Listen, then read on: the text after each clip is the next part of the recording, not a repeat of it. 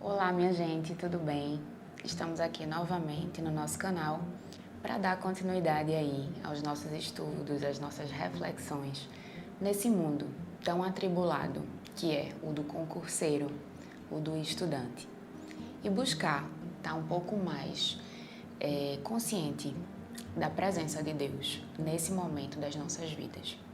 Então hoje eu queria falar com vocês sobre a importância de a gente buscar a excelência naquilo que a gente faz, nas coisas em que a gente se dedica. Eu venho falando em outros vídeos também sobre a mediocridade, sobre fazer o mínimo e sobre a excelência também. E eu mesma já me perguntei, sabe, minha gente, a importância de ser excelente, de fazer as coisas acima da média, de uma forma mais aperfeiçoada, né? Então, será que vale a pena a gente dar o nosso máximo, a gente buscar fazer além do que a maioria faz, na verdade? E como é que a gente pode entender que isso faz parte dos planos de Deus para as nossas vidas, né? Então, hoje eu queria refletir um pouco com vocês sobre isso. Eu vou trazer ao final do vídeo a história de Daniel, que muitos de vocês devem já ter ouvido falar, né? De Daniel que sobreviveu à cova dos leões, né? Muitos de vocês sabem a história toda, alguns sabem apenas essa frase, né? Muitos não sabem os detalhes da história de Daniel. E para mim, ele foi descrito na Bíblia como uma pessoa excelente, como uma pessoa que buscava a excelência. Ele era reconhecido como uma pessoa que estava acima da mediocridade. Ele buscava fazer as coisas que ele fazia com excelência. E para mim, ele é um exemplo. E a gente sabe que ao final, né, da história bem conhecida, a fé dele foi testada e Deus efetivamente o abençoou, o livrou, digamos assim, né, da cova dos leões. E vou trazer para vocês no final desse vídeo a leitura desses versículos. Mas primeiro eu queria trazer essa reflexão, né, para vocês. Se vocês pararem para pensar realmente, é muito mais fácil. A lei do mínimo esforço. Quem não conhece, né, minha gente? É aquela coisa de a gente fazer de qualquer jeito quando ninguém tá olhando. Aquela coisa de a gente ter que se perguntar o que é que eu preciso fazer para passar, né? E aí eu não quero fazer nada além disso, para não me desgastar, para, enfim. E aí, qual seria a importância dessa excelência na sua vida? E aí, gente, eu tenho muito forte, realmente, assim, acredito muito que a excelência nas coisas que a gente faz, ela não só agrada a Deus, como também abençoa as pessoas que fazem parte da nossa vida. Por exemplo, trazendo aqui um pouco para o mundo, né, de quem estuda, de quem se dedica, de quem trabalha, essa excelência, ela vai estar ali abençoando os pais da gente, né, que tanto também trabalharam, investiram na gente, suaram, ralaram, realmente para nos dar toda aquela possibilidade, mas também vai abençoar ali nossos filhos, dando a gente a possibilidade de oferecer para eles uma educação digna, uma educação, né, boa realmente, um lazer. E vai trazer também a oportunidade de a gente ajudar pessoas conhecidas, não é verdade? É a nossa porção que a gente vai estar ali oferecendo a Deus, que a gente vai estar ali ajudando pessoas conhecidas da igreja, dando os dízimos, as ofertas. A partir de quando a gente quer ser essa pessoa excelente e a gente começa a colher os frutos disso, vai dar para a gente a oportunidade de mudar a vida, né, de pessoas que estejam ao nosso redor, que dependam da gente, assim como, por exemplo, os nossos filhos, nossos pais, nossos avós, tios, sobrinhos, pessoas que a gente conhece, que estão ali numa situação de vulnerabilidade. Muita gente não teve a possibilidade que você teve, né, de estudar, de se preparar, de estar ali realmente lutando no dia a dia. Quanta gente não tem a saúde necessária para estar ali sentado, estudando, se dedicando. Muita gente trabalha simplesmente o dia inteiro para sustentar minimamente sua família. Então, minha gente, quando a gente traz essa realidade da excelência para dentro do universo de quem estuda, essa excelência, ela principalmente abençoa as pessoas que estão ao seu redor. E isso é maravilhoso. Você, com certeza, não vai se arrepender de ser excelente. Além de abençoar as pessoas ao seu redor, a excelência, ela também traz autoestima, traz respeito das pessoas e credibilidade. Traz honra, na verdade.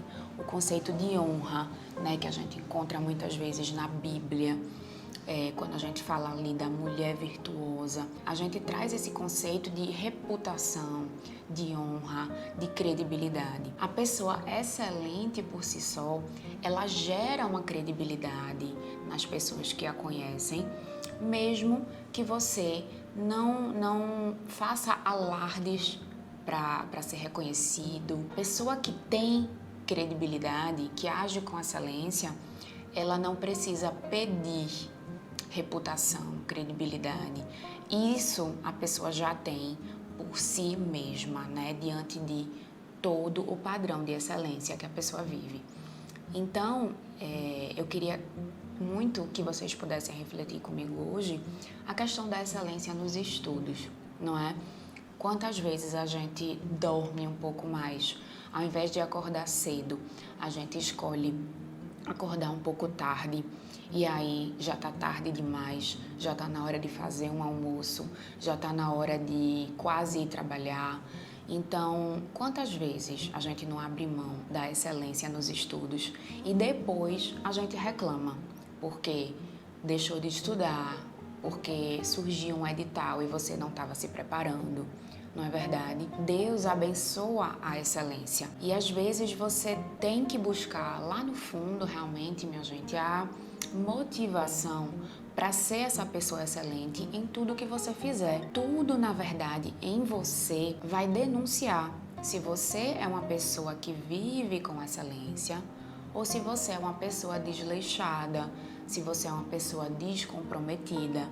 Tudo em você, desde seu modo de falar, desde o seu comportamento, desde os frutos que você colhe na sua vida, sua aparência, seu modo de educar os seus filhos, tudo isso vai denunciar se você vive de forma excelente ou se você vive na mediocridade. E justamente hoje eu queria que vocês pensassem sobre a possibilidade de você se dar um pouco mais. Quanta gente, eu tenho certeza que você tem muito mais para se dar do que você hoje está se dando. Eu acredito muito que Deus coloca em nós todo o potencial de sermos pessoas excelentes, de sermos pessoas ali com a capacidade total de corrermos atrás dos sonhos que Deus coloca no nosso coração.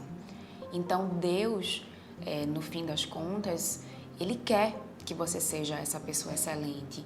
Ele quer um futuro bom para você, para sua família.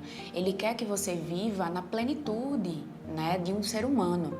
Acredito muito que a gente está aqui, né, vivendo essa experiência humana como filhos de Deus e que Deus deseja para a gente que essa experiência da gente, né, aqui na vida, na Terra, ela seja da melhor forma possível.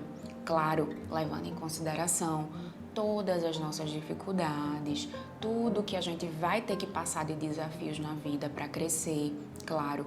Mas Deus, Ele deseja para a gente que a gente almeje e que a gente busque a excelência naquilo que a gente faz, até mesmo no modo como você cuida dos seus estudos, que no mais das contas você está cuidando também ali do seu futuro, do seu trabalho. E já diz também a Bíblia que o trabalho dignifica o homem. E o trabalho do concurseiro, o trabalho de quem estuda é estudar. Então a gente tem que ter essa noção que tem que transportar a excelência para os nossos estudos também. E isso vai dignificar a Deus, isso vai abençoar as pessoas futuramente ao seu redor que estão lá com você. Isso vai te trazer a credibilidade para ajudar pessoas. Isso vai honrar a Deus, ainda que indiretamente. Porque as pessoas, quando olharem para você, vão saber que existe um Deus que te ajudou, que te guiou, que te sustentou. Então, isso, a excelência que se vê em você, também ajuda a honrar a Deus. Então, dessa forma, minha gente, busquem a excelência, busquem sair da mediocridade. Tenham essa reflexão sempre na mente de vocês. Uma coisa também que eu queria falar para vocês, que Deus, mesmo que você não goste de acordar cedo, você tenha muita dificuldade de gostar de estudar, de gostar de ler, de gostar de se aprofundar, de gostar de ver videoaula, de gostar de fazer resumos, mesmo que você ache que não tem saco para fazer isso, mas você pode pedir ajuda a Deus para se tornar uma pessoa excelente naquilo que você quer fazer. E Deus pode ajudar você a gostar de fazer as coisas que antes você não gostava. Deus, ele traz muito gentilmente essa renovação da nossa mente, dos nossos propósitos, dos nossos gostos até. Quando a gente tem uma mentalidade voltada para os propósitos de Deus na nossa vida, Deus também nos ajuda a mudar na gente aquilo que a gente precisa mudar. Em Romanos, capítulo 12, versículo 2, tem dizendo basicamente o seguinte, tá? Não vos amoldeis, não se acomode ao esquema desse mundo, mas sim sejam transformados pela renovação da mente de vocês, para que vocês possam experimentar a boa, agradável e perfeita vontade de Deus. Então, minha gente, dessa forma a gente sabe que a gente precisa estar em constante renovação da nossa mente, dos nossos pensamentos, que muitas vezes trazem pensamentos negativos, muitas vezes a gente se enche de sentimentos estragados, sentimentos que não valem a pena.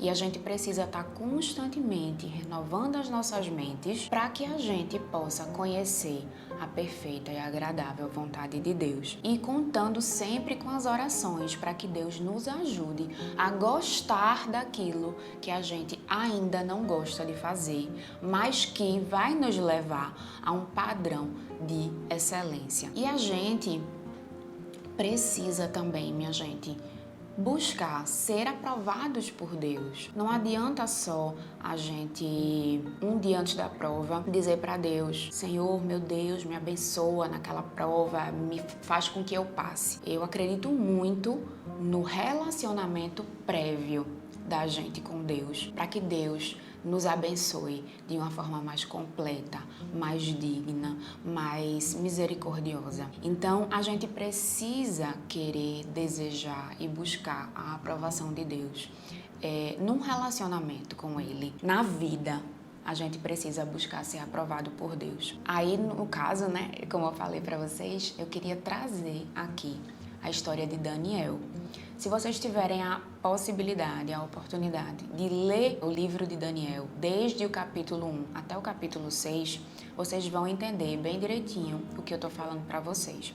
Mas aqui eu quero trazer alguns trechos do capítulo 6, para que vocês possam entender melhor a história de Daniel, o famoso Daniel da Cova dos Leões. Então, no capítulo 6 de Daniel, tem dizendo o seguinte: eu vou dizer para vocês em algumas palavras mais informais para que a gente possa entender melhor a história, tá certo? Então, tem dizendo assim: então Daniel se destacou entre os superiores e os sátrapas, porque havia em Daniel um espírito extraordinário de excelência, até que o rei pensava em nomear ele para governar todo o reino, de tão excelente que Daniel era. E enquanto isso, os superiores, com inveja de Daniel, buscavam motivo para acusá-lo na administração do reino, mas eles não conseguiam encontrar motivo nenhum para acusar Daniel, porque Daniel era fiel e não havia